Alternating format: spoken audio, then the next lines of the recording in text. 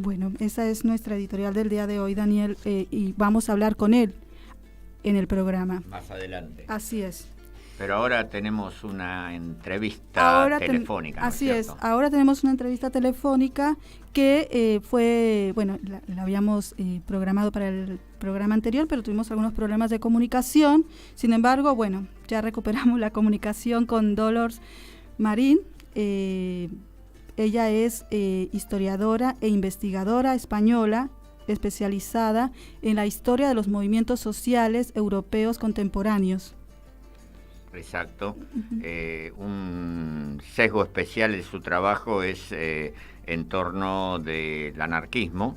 Sí. No es su exclusivo punto de mira, pero varios de sus libros, uno de ellos lo comentamos aquí, sí. Anarquistas de un siglo de movimiento libertario en España, están centrados en todo aquello que ocurrió, en parte de aquello que ocurría alrededor de la Confederación Nacional del Trabajo y otras grandes organizaciones libertarias españolas. Bueno, ya tenemos en línea entonces a Dolors. Hola, Dolors, ¿cómo estás? Hola. Buenas noches. Hola, ¿cómo estáis? Muy bien, gracias. Pues gracias por haberme invitado al programa, muchísimas gracias, muy contenta de hablar con vosotros. Gracias a ti, Dolors, te habla Daniel Campione, ¿cómo estás? Hola, salud, pues muy bien, contenta de poder hablar y que hayamos podido comunicarnos hoy también. No nos jugó ninguna mala pasada el universo virtual. Sí, la técnica. Claro. Sí.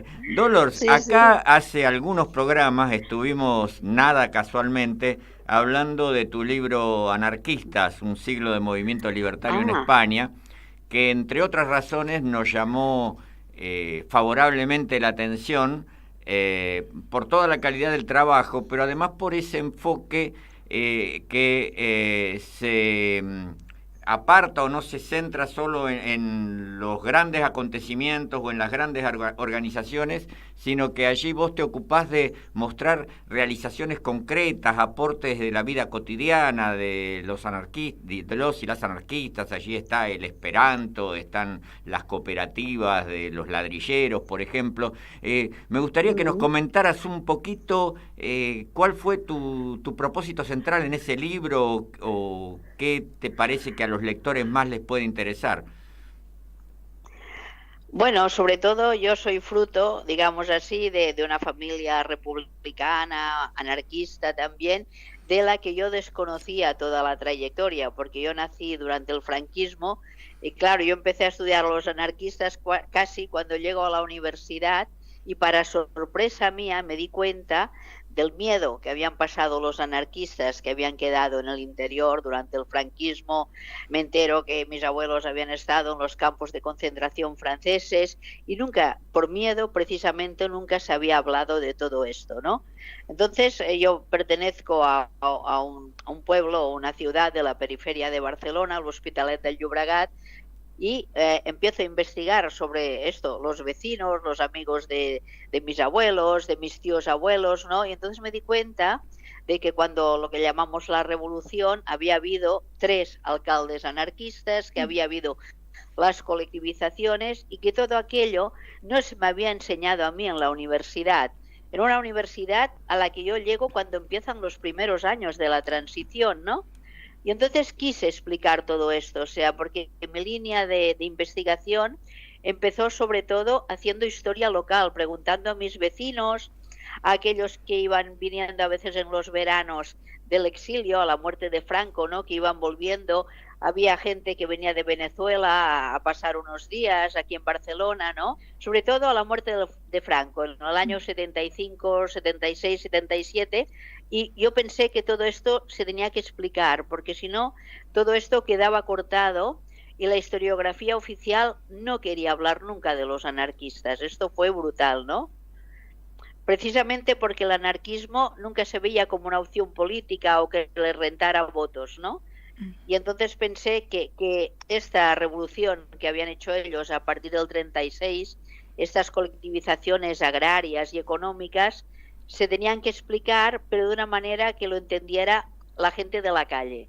Y es por esto que yo en mi libro he explicado un poco la vitalidad de estas propuestas anarquistas y el día a día de aquellos hombres y mujeres y por qué se vuelven anarquistas, que esta era también una cuestión que yo me planteé, pensé cómo esta gente llegan a conocer la idea, qué les motiva el 18 de julio del 36 a salir a la calle a luchar contra un ejército fascista, salir pues con el cuchillo de cocina o la escopeta de caza, salir a la calle, hombres y mujeres, por primera vez en la historia, tenemos todas las milicianas que van voluntarias al frente, ¿no?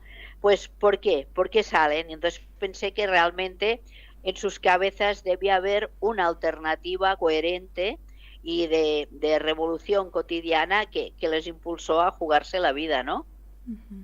Claro, vos incluso haces alguna referencia expresa a superar ciertos estereotipos sobre los y las anarquistas, ¿no? Porque está en esa cuestión de los anarquistas como los tirabombas o los anarquistas como los incontrolados, sí, incapaces de ceñirse a ninguna disciplina, u otra diferente pero también de sentido descalificador, esa del anarquista como un utopista totalmente desvinculado de cualquier realización social concreta. Bueno, y tu libro avanza justamente en el sentido contrario a ese esquema, ¿no?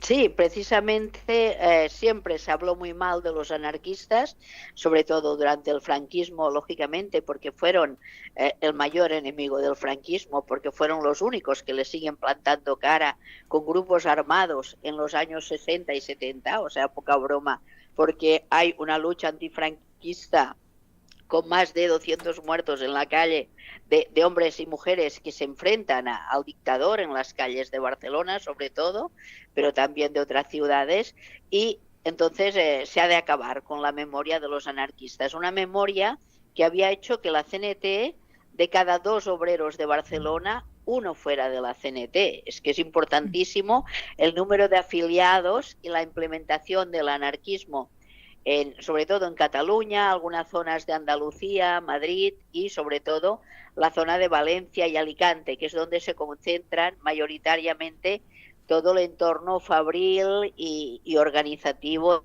digamos, industrial del Estado español. Entonces, claro, el anarquismo se conforma como una fuerza muy potente, casi al igual que Argentina, por ejemplo, donde habrá muchísimos anarquistas, ¿no? Y casi igual que en Italia hasta la llegada del fascismo, hasta la llegada de Mussolini, ¿no? A diferencia de otros países europeos donde sí que había más implementación del socialismo. Entonces nos preguntamos, ¿por qué la implementación del anarquismo? Precisamente por la dureza del capitalismo, por la dureza de la clase patronal, que no acepta hacer ninguna concesión al movimiento obrero. Eso que hará que el movimiento obrero se radicalice terriblemente y opte a veces por la violencia, pero claro, es una violencia que a los obreros les funciona y es por esto la alta sindicación. O sea, si el anarquismo solo hubiera sido una opción cultural, que lo era, quizá no hubiera llegado a estas altas cotas de afiliación, porque realmente los obreros lo que quieren es la lucha por las 8 horas, tener derecho a huelga, que sean, y claro, la clase patronal catalana negaba todos estos derechos que en otros países europeos ya había alcanzado la clase trabajadora, ¿no? O sea, nos encontramos con un régimen borbónico que no acepta para nada, o sea, la asociación obrera, la lucha de los obreros, el derecho de huelga, etcétera, etcétera, ¿no?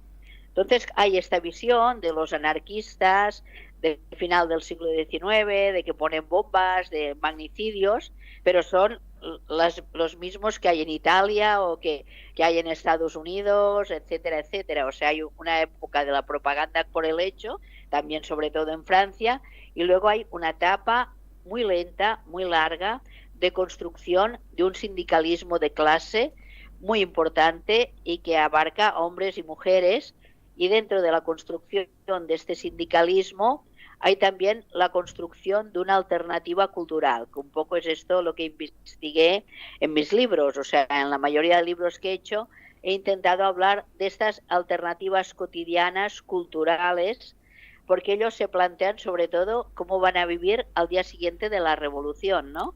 Dolores, Nadia Mallorquín te habla. Yo te quiero preguntar sobre tu libro Escenarios de la Memoria, Mujeres Obreras en el Raval. Me gustaría profundizar un poquito sobre ese libro para nuestros oyentes y nuestras oyentes. Mira, históricamente, o sea, yo siempre había investigado mucho el anarquismo, sobre todo no había investigado la guerra civil porque está bastante explicada o investigada y no me gustan demasiado los hechos violentos, siempre había estudiado más la formación de esta cultura libertaria, eso que decía Campione, ¿no? De la creación de los grupos de Esperanto, todo el naturismo, que ellos lo practican todos, las alternativas vegetarianas que van ligadas al anarquismo como práctica cotidiana, ¿no? Y entonces empecé a ver que la mayoría de mujeres anarcosindicalistas fueron de las primeras en el Estado español que actuaron a plena luz, tomando la palabra en mítines y asociaciones obreras. Y entonces, cuando fui investigando todas estas trayectorias, descubrí con gran alegría que ellas, muchas son anteriores ya a la formación de la CNT de 1910, ¿no? Me di cuenta de que hay verdaderamente un intento de crear sindicatos de mujeres, de asociaciones obreras de mujeres, precisamente gracias a Teresa Claramunt, que es una mujer que luego se integrará en la CNT, pero que ya es una mujer que en los años 80 del siglo XIX ya ha creado una asociación autónoma de mujeres tejedoras, ¿no? Cuando están las sociedades de oficio, los embriones de lo que será el sindicalismo moderno, los seguidores también de la primera internacional bakuninista, pues ya nos encontramos a estas mujeres en un barrio que se llama el Raval de Barcelona que empiezan a organizarse. Y precisamente hice este libro sobre ellas, porque sobre todo como mujer me preocupó la invisibilidad de todas ellas, me preocupó sobre todo ver que no aparecían, bueno, aparte de en el callejero, el nomenclátor de las calles de Barcelona, ellas no aparecían prácticamente en ninguno de los libros que hay sobre anarquismo. Poco a poco esto se va digamos, solucionando, ¿no? Pero es que no había elementos para construir biografías de mujeres. Entonces me dediqué a vaciar periódicos, no exclusivamente anarquistas, porque casi siempre están en la ilegalidad, casi siempre estaban prohibidos por el gobierno, sino periódicos generalistas, a ver qué decían de esta asociación de mujeres, que es la Autónoma de Mujeres, y luego ya a partir de esta asociación ya se van creando otras asociaciones de mujeres, pero lo que me gustó fue que hay una organización específica de mujeres, o sea que lo ligaría mucho con las actuales anarcofeministas, ¿no?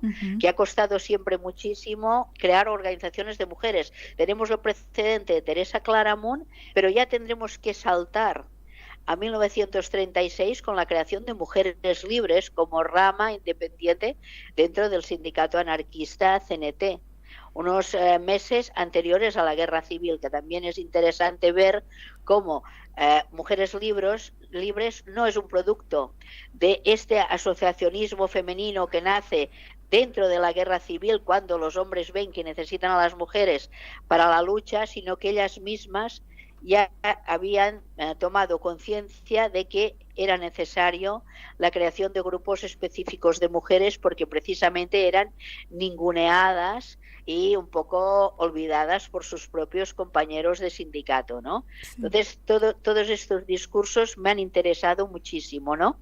Y por eso hice el libro de Mujeres Obreras en el Raval, porque se ve la trayectoria de Teresa Claramunt y de muchas de sus amigas, que algunas no son necesariamente anarquistas, pero que ven la necesidad de crear plataformas de sororidad entre mujeres. Y además es muy bonito porque encuentro allí las primeras mujeres antimilitaristas se encadenan en los puertos de Barcelona contra la guerra de Cuba y en Valencia. Belén Sárraga será detenida por encadenarse en el 96 contra el embarco de hombres destinados a la guerra de Cuba. López de Ayala con sus amigas se encadenarán en 1909 contra el embarco también de soldados hacia Marruecos, o sea, y serán siempre detenidas, apaleadas, etcétera, y todo esto, por desgracia, no aparece en los libros ni de texto para nuestros estudiantes, ni tampoco en la universidad. O sea que son mujeres que hacen campañas anarquistas, sobre todo de desobediencia civil, de acción en las calles, que se parecen mucho a las actuaciones de las sufragistas inglesas, que también tienen formas de oposición al Estado típicas de lo que sería la desobediencia civil. Bueno, Dolores, la verdad que nos encantaría poder lograr acceder a todos tus libros y difundirlos bueno, acá. es fácil, ¿eh? Por desgracia, el que hablabais, el de anarquistas, hace algunos años que se editó y creo que no está reeditado. En cambio, de Mujeres en el Raval, sí, porque se ha editado con unos compañeros, Ediciones El Local del Raval de Barcelona, y precisamente el precio es súper simbólico para que ahora la gente que está viviendo en el Raval, que es un barrio súper mestizo, con gente que llega de todas partes, se den cuenta de que siempre fue un barrio mestizo hace más de 150 años, ¿no? Donde llegaban gentes, emigrantes de todos los lugares también, y donde la gente supo luchar para crear espacios libres dentro del barrio. Es por esto que nació esta colección de libros del Raval, y precisamente el precio es 4 euros, o sea que es súper simbólico, ¿no? Pero sobre todo lo que queremos es difundir un poco las ideas, ¿no? Sí. Bien, Dolores, sí, también nos acaba de llegar de España por intermedio de un amigo tu libro sobre los ministros anarquistas, que es otro gran tema. Claro, sí. Claro, así que seguramente nos seguiremos ocupando en el futuro de tu trabajo y en algún momento te volveremos a molestar para hacerte una entrevista, si es de tu gusto. En absoluto es molestia. Yo encantada de poder hablar con vosotros y sobre todo un poco de poder conectar con personas afines, ¿no? Con personas que un poco hay una misma sensibilidad hacia los problemas de las clases trabajadoras, la migración, o sea, toda esta diversidad y también la gentrificación que ahora pues desgracia nuestras ciudades, ¿no? O sea, esta invasión del turismo, de subida de alquileres, de despersonalizar una ciudad, ¿no? O sea, es terrible, ¿no? Entonces, poder hablar de esto con personas del otro lado del Atlántico, para mí es un placer, de verdad. Muchas gracias, Dolores. Estamos en comunicación con vos. Gracias. Muchas gracias y hasta cualquier momento. Vale. Chao. Un abrazo súper fuerte. Adiós. Igualmente. Abrazo, igualmente para vos. Adiós. Gracias. Bueno, ahora vamos a escuchar un tema de Rosalén.